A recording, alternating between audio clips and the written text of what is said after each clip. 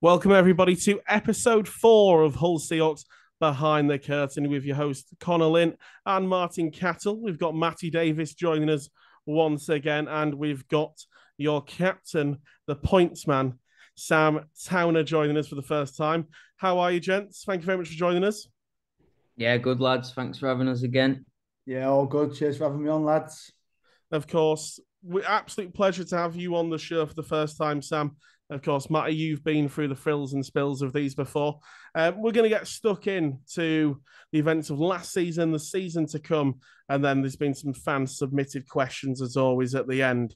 So we'll get stuck into this one pretty quickly, so I think we're going to have a lot to talk about. So, Sam, I'm going to come to you first. I just want a throwback to pre-Seahawks last year. Of course, you were at the Steel Dogs. You know, you'd had your 1 year there, and there must have just been some whispers about a team returning to Hull in the National Division. Just want to know about your thoughts when you heard those whispers, how the move back to Hull came about exactly, when and what happened to bring you back home. Yeah, obviously there was whispers, and whenever you hear whispers like that, been a Hull lad, Matty will tell you, pretty passionate about ice hockey in Hull. It was never really something which I gave a second thought. So that's a pretty short conversation, really. Obviously, I had a good time in Sheffield. We won 2 trophies, which was always nice. But for me, hockey in Hull is the only thing really, which or the only place, sorry, where I want to play. And of course, Matty, I'm pretty sure when yourself, Joe, and Ian as well were sort of looking at building this, this new franchise, and yourself building the squad as the head coach, I'm sure Sam will have been one of the very first names, if not the first name on your list. Yeah, I mean, I think sort of as soon as I realised it was on, and I had to start thinking about building a team and stuff like that. The thing is, you've got to be sort of respectful for other teams, and make sure you're not sort of crossing the line anywhere. But at the end of the day, like, I've played with Sam for a long time, and we talk, and it's just one of them things where, look, if I'm being honest, like, I had no doubt that he would come back, and I just wanted to make sure that when we did talk about it, that it was he fully knew exactly where we was and what we was looking to do, and look, I don't think it worked out as much as we'd like it to last year, and we had a tough time, and obviously Sam was, a massive part of that, and going back to it, originally it was a case of I don't think people realised it was happening as soon as it was going to happen, but It was never really the plan, though, was it? It was always well, no. this year. Yeah, I mean, yeah. So it did happen quickly, and obviously at one point it had to be like, right, we're doing it, and then everything went quick from there, and I had to basically just try and find a team, or create a team out of basically nowhere in terms of like where people were signed in different clubs and stuff like that. But yeah, look, Sam came around to my house actually, and we had a chat, a good hour chat about just everything and where the club's going and stuff like that. And yeah, for me, he's him and Deck are the two main players for me in my head, and I struggled big time without them both, and I think last year was evident that the club needs them to be a part of this for now and for the near future as well. And as long as them two want to play, they'll be playing here, and that's how I see it, and I think pretty sure that's how they want to be as well. And Sam's, he's played. I think this is probably his 10 for 11 season. He's due a testimonial soon, and I want to give him one, and that's my aims for the club, and where everything we're pointing towards is to do things the right way.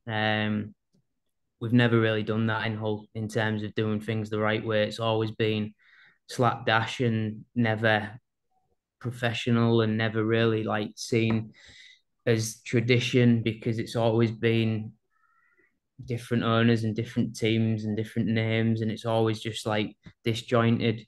Um, and I think as I'm getting older, a little bit, I sound like an old man here, but when you're getting older, and I think you have kids yourself, you realize that at the end of the day, like a lot of this is about legacy and leaving something behind. And none of us are amazing players here. We've all played at a relatively low level in the grand scheme of things, but I suppose in terms of our local community or whatever you want to call it in Hull, we've done a lot in terms of what Sam's brought to the club, and the team over the years is massive. So yeah, I again going back to it, yeah, Sam was the first person I thought about with Deck and a few of the other lads, and I think they was integral again in getting part of this, and from day one, there was always going to be a part of it. In terms of leaving a legacy, I think, of course, Matt, you've well and truly done that and continue to do that through the head coach. And the jersey retirement last year was obviously testament to that. And Sam is obviously well on your way there with the amount of commitment you've shown. Whether it be through the Stingrays, the Pirates, and now the Seahawks as well. So Sam, I just want to come to you now, and of course, we bumped into each other about a year ago, maybe 13 months ago now, and it was at the very first ever fans forum, and you were hiding in the cupboard, just behind you, I think, on camera actually, ready to be announced as a signing for the Hull Seahawks, and the first one to be announced in front of fans, and you got one hell of a applause, lots of cheers as you walked out, and it was fantastic to see the fans' reaction to your return. How did that sort of make you feel? What were your thoughts? I'm sure there's maybe a tad bit of nervousness while hitting that little cupboard at the back as well, about to come back and obviously see some old friends. I think that's probably what it sort of comes down to, really. I think a lot of the hardcore following in Hull have sort of seen me grow up from being like a teenager and then into obviously like sort of like a man now, really. So I think obviously they was quite happy to see me. I know quite a lot of them personally because I have been here for such a long period of time now. So yeah, obviously that reception was really positive, something which I enjoyed. I'm not sure about the nervousness because I just think for me, it was just something which I wanted to obviously do, wanted to be a massive part of, and yeah, it was just great to see everyone really. And Matty, was it just a matter of circumstance that Sam was the one to be announced at the fans forum, or was that all part of the planning because you knew he'd get such a great reception? No, it was I mean, it was all part of the plan. I mean, we obviously had we had to do the first fans forum, and obviously we had a lot of stuff to talk about. But I think announcing the captain and getting that out first is, in my opinion, the most important thing to do. Again, I go back to it. We've never done things like that in Hull, and that's sort of what I'm trying to change. And just make it more of a, like I say, just professional outfit, and we do things right where we're sort of sticking to values and what we believe in, and I think for me it's about sort of honouring people that have done a lot of good work for a long time in Hull and done a lot for the club. Because at the end of the day, look, if I don't do that, then who is going to do that? And I think it'd be a shame for these lads, like Towns, Bobby when he comes back, and Bonner, and even Deck. Now he'll play for the next, who knows how long. But these lads that have played for a long time and done a lot for the club. I see it now in players that I've played for years, going back years, and they just, they're remembered. But what are they? They're just players that was here and then they go. I just feel like it just needs a little bit more sort of, I don't know, a little bit more, not celebration, but just, you've done a lot for the club, you've done a lot for, the sport in general, and you see it in other sports, so why not in this sport? You know what I mean? like I say, Sam's he's done a lot in Hull, and I think people appreciate that. So yeah, announcing him first was just part of the plan in terms of getting the captain out and big signing announced first. So yeah, and that's again why we wanted to announce him first again this year, coming back. Absolutely. So no, that's really good, that Matty. But I'm going to throw this to you now, Sam, because obviously Matty, you just touched on there. You announced him, and you announced him as the captain of the team. So Sam, what were your thoughts on the past season that's just been and gone, and in particular your role now? Then when you got the captaincy and being the leader of the team. So just we'll start with the last season. Obviously, like now it's been and gone. If I'm being honest, I prefer not to really think about it because it sounds a little bit heavy this, but there's a little bit of shame there because we came last place in the league, and I didn't feel as though we was a last place team. And I feel like obviously due to the circumstances which we started with, and maybe a couple of things sort of along the way there, it was just not where I wanted to be. I don't want to be captain of a last place team. I know that Matty definitely doesn't want to be the coach of a last place team. So when you start throwing that out there, it does sort of hurt you, sort of as like an athlete, really, because no one competes to be last. And for the last sort of weeks of the season, well, maybe even months actually, it did feel as though we was trying to not come last. And that was a bit alien because I've never been in that position before, really, since I was probably about, 16, 17. So I just didn't really sort of enjoy that side of it. I think on a personal note, I got to play with some of the lads who maybe in previous years, due to people like Matty, I maybe wouldn't have played with, which was nice. Got to show what I could do there. And obviously, that was something which, like I said, I enjoyed on like a personal level. But I think when you look at it from like a whole perspective, it was difficult. It was hard. I think Matty will be the first person to say that it was a long year. But the club got through it. The club's still here, and that's the main thing. And it's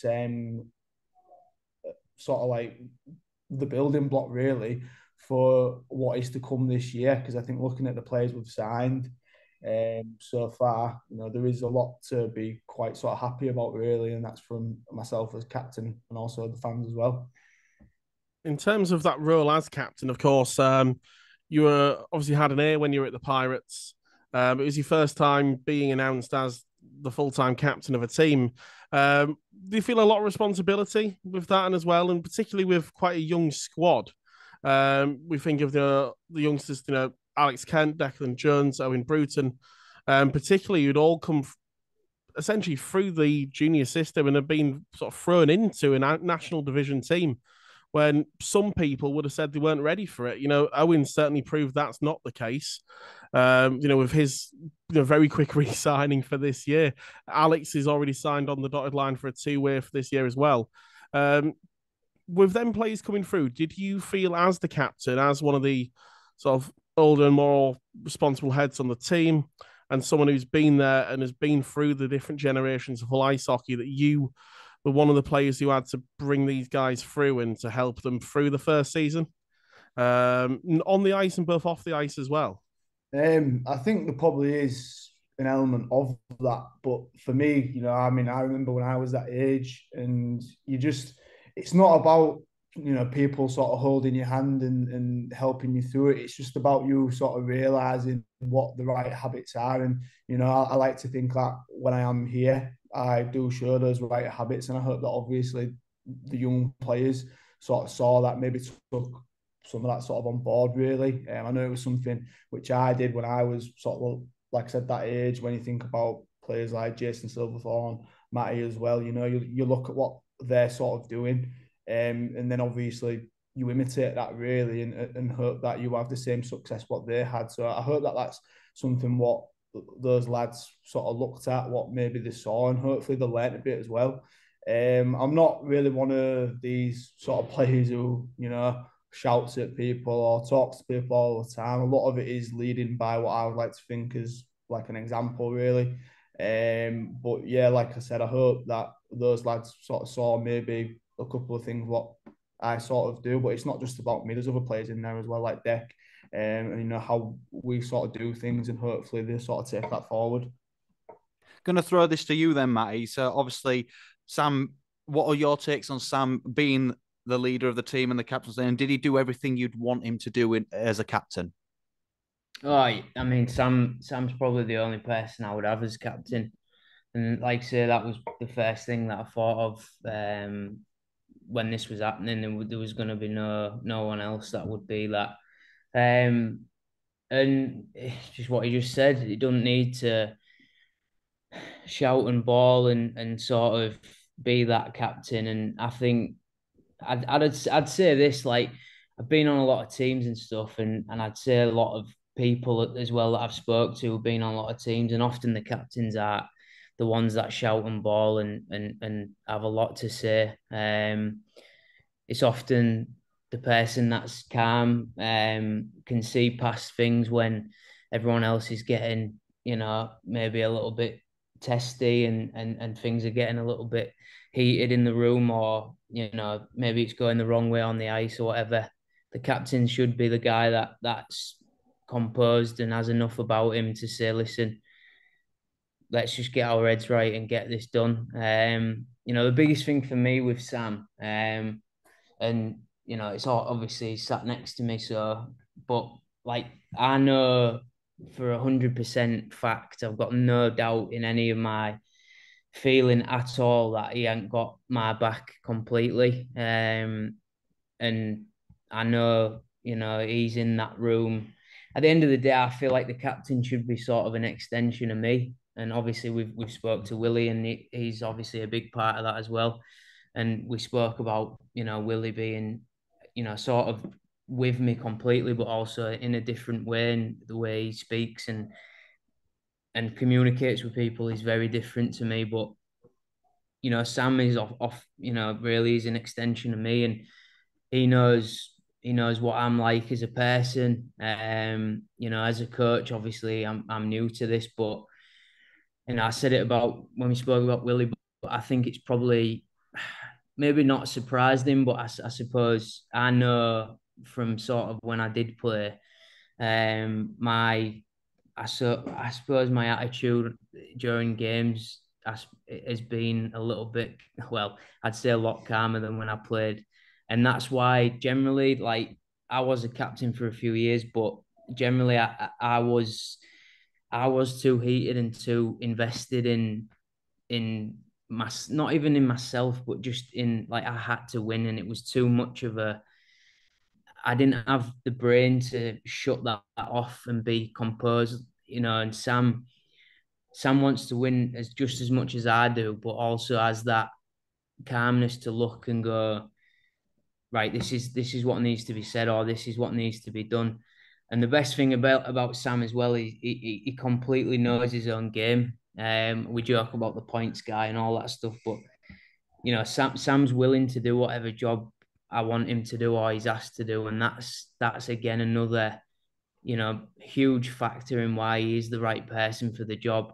Because again, I go back to it, but my job was different. Like, I had one job in my head, and it was to, like, basically create to score goals and do whatever I could to do that. And I feel like Sam has got more of the overall team's view on his back in a way, and he does everything for us. And again, it's about a mentality thing for me. And like I say, he's got my back completely. I know when he's in that room, if he hears something off somebody that he knows that that's not going to go down well with me, I'm pretty certain he'll say, "Shut up! That you can't say that." Or I wouldn't say that when Matt is here, or just something like that. And I need that. I need someone to do that, because I can't be the person to always be in there and micromanage everyone. And they've got that room has to. All the best teams I've been on, the room runs itself. They don't need me in there telling them to do this and do that. And that's what I felt like last year. That's why I felt like at times we struggled.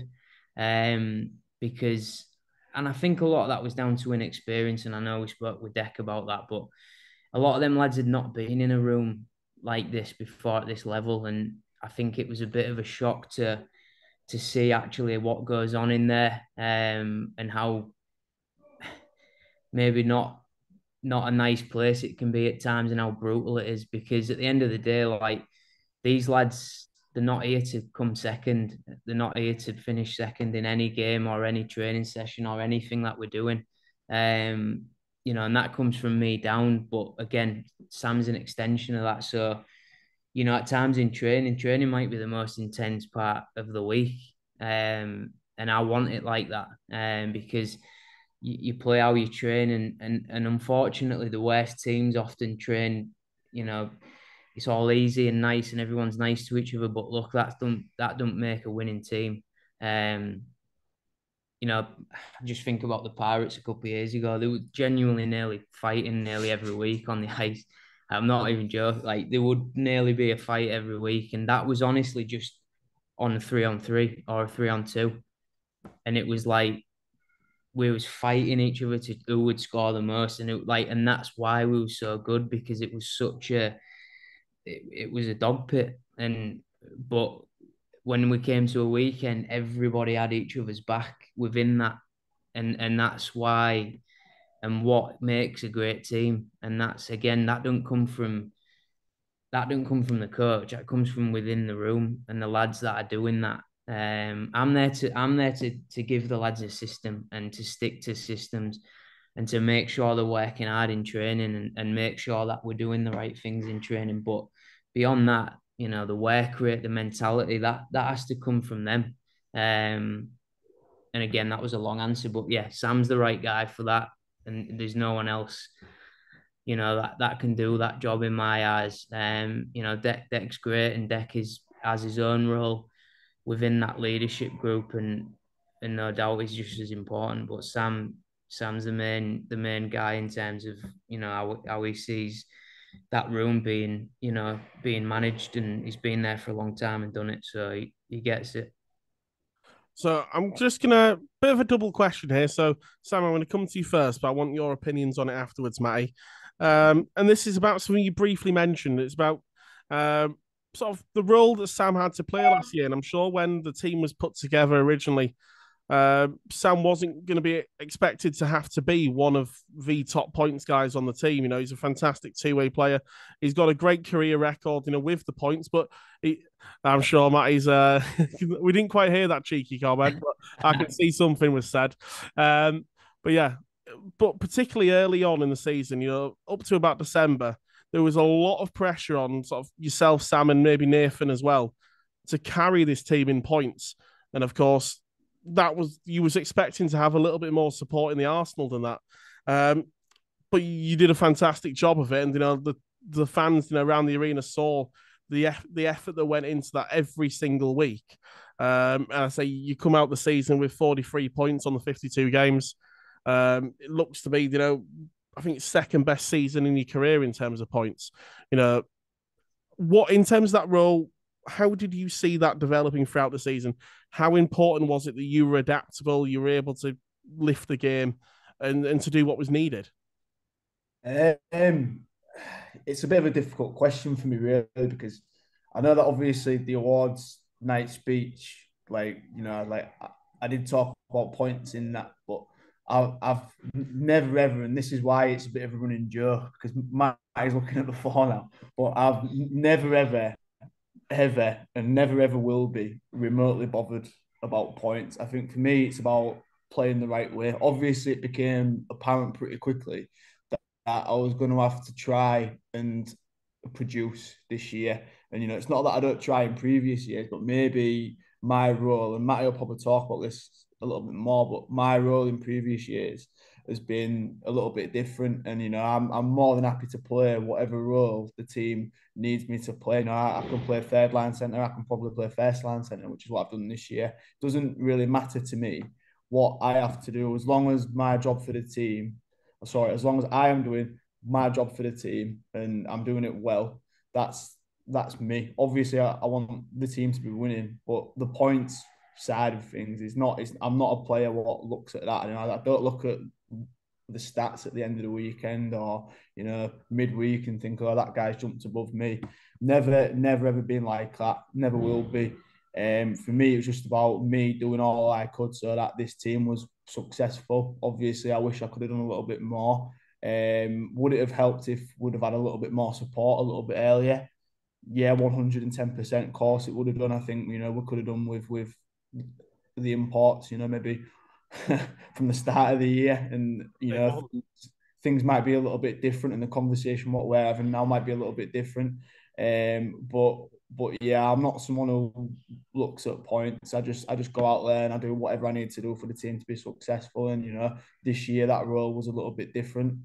I enjoyed it. Next year that role might be a little bit different. I might have to do something else, but that's okay. Whatever I need to do for the team, that's what it's all about. Of course, mate. We'll throw it across to yourself now, and of course, as Sam's just alluded to, it's not ever something that he's chasing, the statistics, but the pressure was on for some experienced players to produce, to get goals and assists on the score sheet, and Sam and Nathan certainly delivered, and they did what they had to do to keep teams in games until we were playing better hockey, sort of leading into November, December time. Yeah, I think, Sam's never been given the chance to ever be a point guy, and he says, he's not been bothered by it and stuff like that, and that's down to simply that. Again, I just said it there, but like Sam knows his game. He knows exactly what he is, and he'll be the first person to say to me, Matty, put someone else on in a power play. Or I remember in Pirates, if it was he was on and we needed a goal, he'd come off and be like, Matty, go, you need to go, or stay on. And that's Sam, and that's why he's the most important player for me, because again, look, Sam's never had the chance because he's always had me there, and I've basically ruined that for him. And I've said this to him, and we joked this year, but I have ruined that side of Sam's game, because Sam had that when he was younger a lot, and he still has that, and he showed that last year. The problem is my game was all that. And that was, again, and he says he ain't bothered about stuff like that. And I'm not going to lie, I was bothered about stuff like that. That was completely what I was bothered about, because that was me and I had to be. It mattered to me, about things like that, because that was essentially what I was there to do. So within that, Sam's, made himself a dependable and an undroppable player, because again, I go back to it, if there's a minute left on the ice, on the game, sorry, and there's a draw in our zone, Sam's going, there's no doubt. No matter who's on the team and who's here and who's doing well, it doesn't matter, Sam will be going, because that's the role that it's all well and good, yeah, first line, second line, centre, but at the end of the day, it's about winning. And he just said that, regardless of who's getting points and this, that, and the other, if I've got a minute left on the ice, I'm putting Sam on, because that's what I want us to do to win. And that shows just as much faith in anyone than first line, second line. That to me is it's just who you are as a player. And Sam can do any role. He will play that role if he needs to, like we saw with Emil last year. They had a good relationship, and we might see that again this year. But he'll also be the first person to tell you that he is not the most skilled.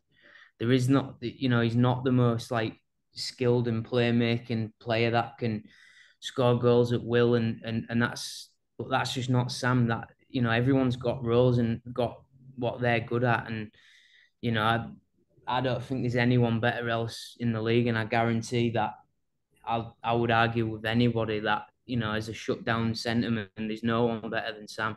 I'd imagine Huey would say the same thing.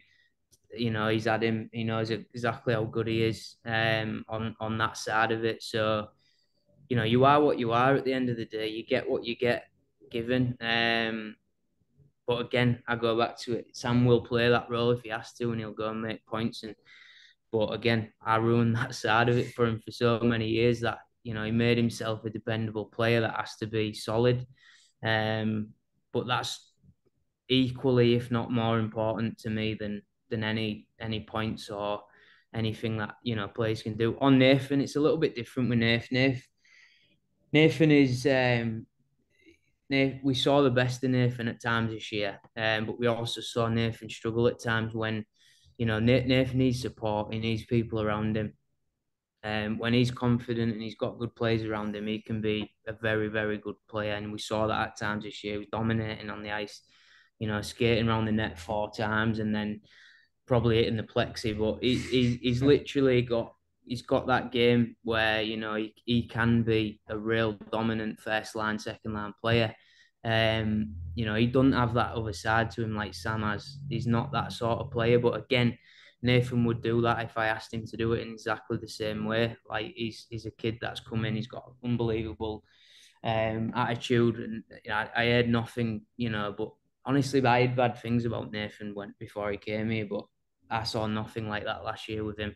His attitude was great. He's such a good lad. He fits in the room, and he was willing to do anything. But yeah, Nathan's going to be a massive part of it next year, just like Sam. And we rely on these boys to do what they're good at, and they will, and that's how it is. But again, the main thing is we're going out to win. We don't care about who gets this and that. Honestly, it's immaterial to me. It's everyone's out there working hard, and we'll have a good team next year with a lot of good players, and there'll be a lot of people that are chipping. And I want battles between lines, and I want battles between players because that makes people better.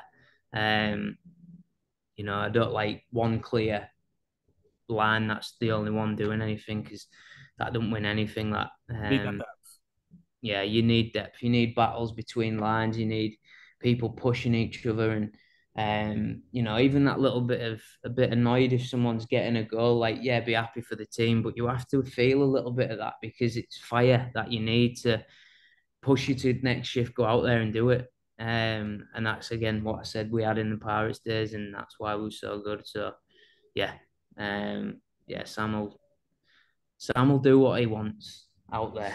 He certainly does what the team needs him to do as well. A couple of things. Obviously, you've mentioned about Nathan go around the net. You just reminded me of one of my goals of the season from last year as well. Can't remember who it was against, but I think he did about 3 laps of the net before feeding Lee Pollitt right in the slot. But what we are going to move on to is talking about a similar topic, but Sam, obviously, you mentioned it's all about the team record for you. It's not the individual record, but one thing that you did have last year was you did get an award, and it was the Players' Player of the Year. Of course, the other players in the room obviously thought that you had an incredible contribution to what the team did achieve last year. Just a quick one in terms of receiving that award and, of course, the recognition from the rest of the players in the squad. Yeah, I think obviously it's something which growing up, you sort of prided yourself on if you won the Players' Player, and to win the Players' Player means a lot. That obviously the lads in the room there hold you in quite sort of high regard, really. Usually, it is one which I'm in the running for because, you can probably tell from this sort of interview, I put the team first over my own sort of interests, which is just something which I've always done. I guess it's sort of somewhere where we're pretty different, but yeah, like for me, I just want to do the right thing by the lads, want to do the right thing by the team, and it was good to get that sort of recognition, really. But yeah, I think it was all sort of overshadowed really for me just by the general performance from the season and where we finished up. I think yeah, it was good to get the award, but like I said, the last place finish, that's something which is really driving us on, or driving me on now in the summer, and hopefully next year, well, definitely next year, that just really can't happen again. Absolutely, Sam. Yeah, no, it's really good. But this next question is obviously about the season ahead. How excited about the season ahead and having some old teammates return as well? And obviously, Matty's done a cracking job with getting the ball rolling, with getting these players to return early doors, like he touched on with like imports and things like that. Yeah, I think obviously the squad what we're putting together is looking strong. I haven't really been paying attention to what the rest of the league's doing. To be fair, obviously I just sort of speak to Matty in bits and bats, and I sort of know where we're at. So we're looking obviously quite a lot stronger than last year, which is where we want to be. And I think after the first few weeks of this season, it should give us a pretty good sort of indication of where we're going to finish this year. Obviously things can sort of change throughout the season with injuries or, sort of roster changes and things like that. But looking at it now, where we're at with some of the signings we've made, we're looking strong, feeling pretty happy about it. So, yeah, hopefully it'll be a pretty successful year ahead. Of course, that's what every Seahawks fan is hoping for. What we are going to now move on to, Sam's, I know you've got to rush off pretty shortly, is we're going to head over to the fan sort of little Q&A. They've posted some and submitted some questions for you. Unlike last week when we had Jordan on the show, they are mostly hockey-based. No questions regarding any horse-sized ducks. So I'm going to kick it off with a question on who has been your toughest ever teammate? I mean, that's a pretty tough one, really. No pun intended. I would probably have, and again, like, it hurts a bit saying this, but I'll probably have to go with maybe Tams, actually. Like, he just when he gets that look in his eyes, like it could actually murder a human being. Yeah. I think we've noticed that one from the gantry at times. Yeah. I mean, everyone sort of sees it, and danger, he's probably gonna hurt somebody at some point, And I think, about it. Yeah, very much so. Next one is kind of similar, but player you look up to or your hockey idol. Oh, God, hockey idol. Jesus. Yeah. I don't know if I really have hockey either. I think obviously there's a lot of people who like influence me. Obviously, like not just because he's sat next to me, but growing up, seeing how hard Matty works. I learned pretty quickly. I was also going to have to work equally as hard, maybe not even a little bit harder, because I wasn't obviously as skilled as he was. I've already mentioned him, someone like Jason Silverthorne, who still plays within the league now. Looking at how he did things again as a 16-year-old was pretty shocking. Not because he was a bit weird, but it was more shocking just the level of dedication and the hard work what he used to do sort of day in day out.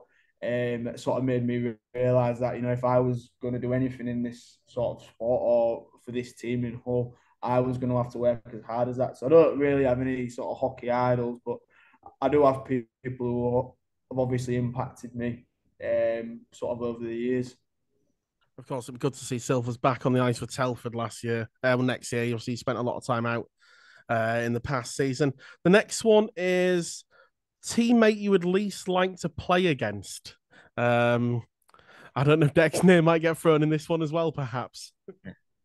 It would probably have to be Bobby Chamberlain, and the reason being is because you just never know what he's gonna do. Yeah, horrible. So like 1 minute he'll be talking to you on a face off, asking you about how your family are, or just having a general sort of chin wag, and then the next minute he's actually trying to pull your head off your shoulders.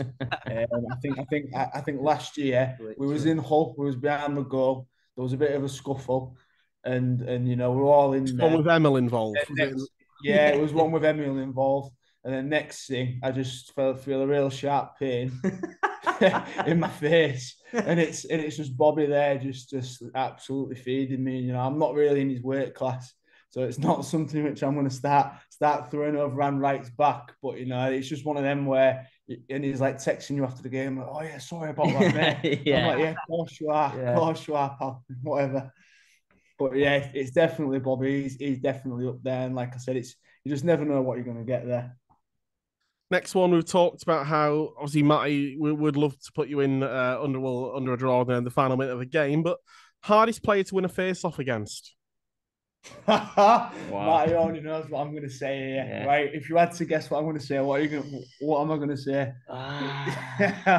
Honestly, mate, it's a tough one, but I know what you mean. It's Weldon, isn't it? Yeah, it's Weldon. Weldon, mate, that's a tough one. It's a tough one. Will Weldon from the Peterborough Phantoms. Horrible. And he probably won't mind me saying this, but when he leans on that bower, there's just no moving him. It's definitely Will Weldon, and I hope he listens to this. He's the best in the league, mate. And he is this, but he is definitely the top guy in the league there with regards to that. He leans on that Bower, and there's just no shift in that lad. Nah. Connor Tams needs to go though, mate. He's on the ice. The lads are out there. We've got one last one. Go on, it's the only non-ice hockey one. Favorite takeaway food? Someone wants to know. Takeaway food. It's got to be Chinese, and it. Come on, guys. Like that's it, isn't it? It's to be on, and we'll have a Chinese. But lads, it's been emotional. Thanks for having me. All right, and I'll speak to you soon. All right, take it easy. I'll bring it. Absolute Sam. Thanks for coming on. Cheers, pal. Right, here we go, lads. Obviously, Matt, we did have a couple of spare questions. We'll throw them your way, shall we? All right, yeah. Favorite away game memory? Away game memory. Tough on that. I've got a few. I'll say we've had a couple of good Belfast trips with the Stingrays. They're always a real good memory. We had. But I think for me, it has to be. So I can't remember what year it was now, but it was the year we won the league in Sheffield for the Pirates. That was good, really good. Because obviously it's in Sheffield, we have the rivalry with them. They beat us last year in our rink to win the league. So then, the year after we turned it around and then beat them there. And it was quite a comfortable game as well for us. I think we won I don't know what it was, 8-3 or 8-4, something like that. And yeah, we had the stands were full of our fans and, my wife was there and it was just good. It was a good day and good night. And, we come back and there was fans here and in the rink on the car park, and it was good. So yeah, probably that.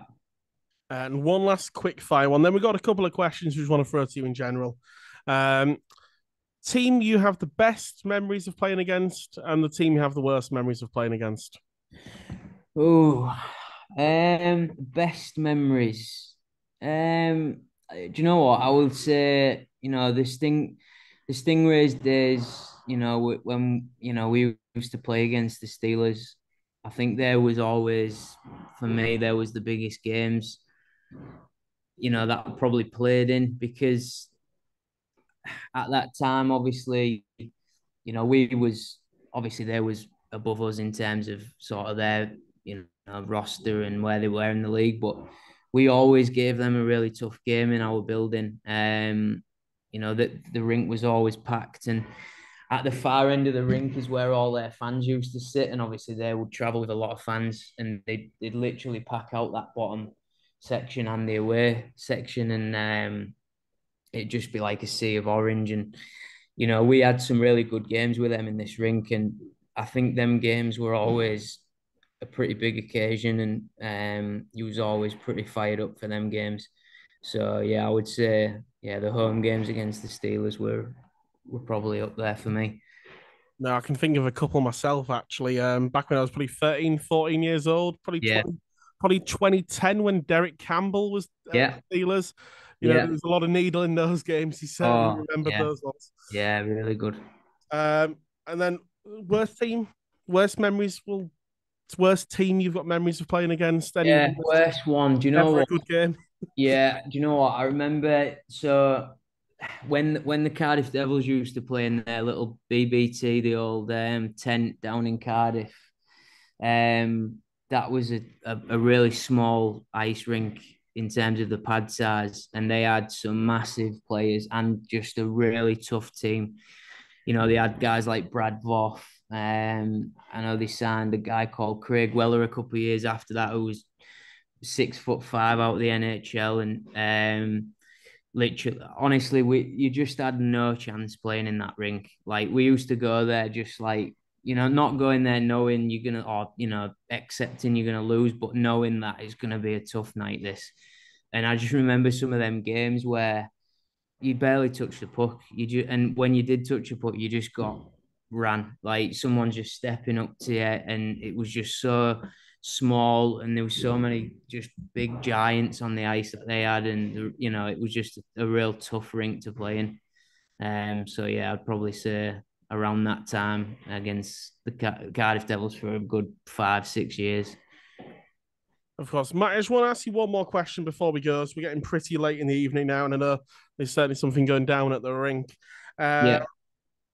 And it's regarding sort of something that's probably likely to come. We don't know how far, but we certainly know you've been speaking in the media regarding the other two imports are signed, a forward and a D-man. Of course, we can't name them. We'll wait for the official announcement, but yeah, just a little bit on them. How excited do you think fans will be when they find out who's on the way? How important are these two players going to be for the squad when they arrive? Yeah, look, I think when we can start really going into detail about these boys, I think it's going to be a very sort of exciting time for fans. And I think, look, it's not, without giving too much away, they're not players that I suppose are like household names. But I believe they're going to be household names definitely after this season. So yeah, I think they're both very good players in terms of what they'll bring to this league.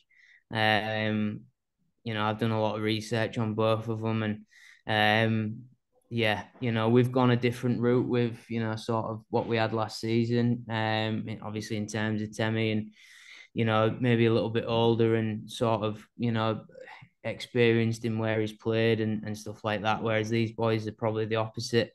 And with youth, you often get a lot of energy, and they'll be coming in really raring to go and full of beans really, and wanting to prove themselves, because that's what they are. They're gonna come in and prove themselves because they want to move up, they want to get better, they want to go to better leagues. And for me, it's I've said it to them both. This can be a stepping stone for you, and I'd be happy to be that stepping stone.